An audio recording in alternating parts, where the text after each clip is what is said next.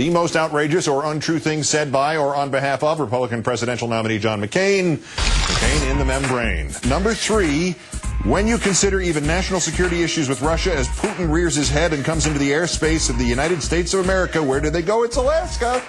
One of Governor Palin's more pretzel-like pieces of logic, the premise that Russia has been coming into Alaskan airspace, now refuted by the spokesman for the Alaska region of NORAD. NORAD, you know, the guys who track Santa Claus and intercontinental ballistic missiles. To be very clear, says Major Alan Heritage, there has not been any incursion in U.S. airspace in recent years. It appears Governor Palin does not understand the difference between American airspace, the 12-mile limit, and the so-called buffer zone, which is further out.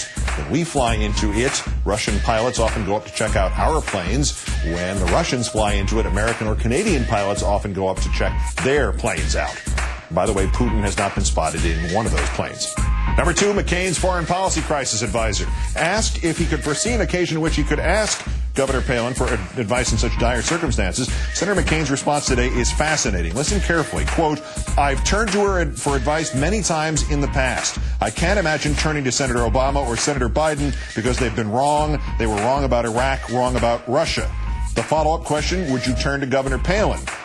I certainly wouldn't turn to them, and I've already turned to Governor Palin, particularly on energy issues, and I've appreciated her background and knowledge on that and many other issues. So no, he won't say he would turn to his vice president for foreign policy advice. Whatever you do, don't ask her if she's seen Putin lately in the sky. And number 1, trash the moderator. To all the geniuses led by WorldNet Daily and Michelle Malkin and Greta Van Susteren and the other pea-brains like Bill O'Reilly, who breathlessly reported last night and this morning and tonight about a farcical conflict of interest for the moderator of the vice presidential debate, Gwen Ifill of the PBS. Where have you been? The story broke in July. Gwen Ifill is writing a book that'll be out in January called The Breakthrough, Politics and Race in the Age of Obama. This also somehow disqualifies her to moderate a debate. Republican mouthpiece Rich Lowry insisted on Fix News that at the very least she should disclose that she's written this book so all the viewers will know it. Well, I'm sure she'd be delighted to do that. It would increase sales by a couple of million copies. Maybe it could have her put up a toll-free number for orders. Should Ifill also make a disclaimer that for all the hearing-impaired viewers, as a woman, she might be biased towards Governor Palin? Or that she should make another disclaimer that for those of you who have trouble perceiving reality, she has previously shown a marked bias towards facts? I mean, this desperate attempt to pre-blame Palin's performance tomorrow night on something, anything, is bad enough. In fact, it's pure racism. But it has this added element of supposed surprise. I confirmed for us here on Greta Wire, writes Greta Van Susteren of Fox Noise, Between Delusions of Grandeur, the McCain campaign did not know about Gwen Ifill's book. I think I told them when I made my efforts. Emails about midnight to find out. I am stunned. The campaign, actually both, should have been told before the campaign agreed to have her moderate. It simply is not fair in law. This would create a mistrial.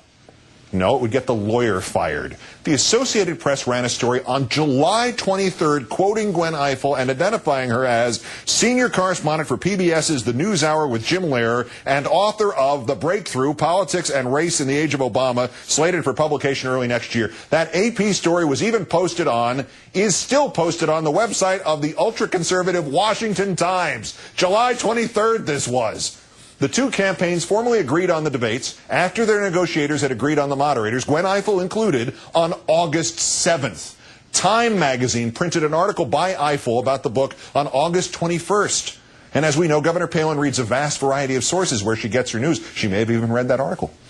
Governor Palin was not selected to be Senator McCain's running mate until August 29th. And this is Doubleday's trade catalog for its new books for early 2009. It was printed in the second week of September and sent to every bookstore and newspaper in the country. Ifill's book has also been available not just in here, but online pre-order for weeks. And this gets belched in the right-wing echo chamber 48 hours before the debate, and it's been picked up by clowns like Michelle Malkin and sheep like Greta Van Susteren. And if the McCain campaign, which could have found out about it at any time over the last 2 months and 9 days by simply Googling her name, if that campaign really did not know anything about this book until Greta Van Susteren emailed them last night, they're morons.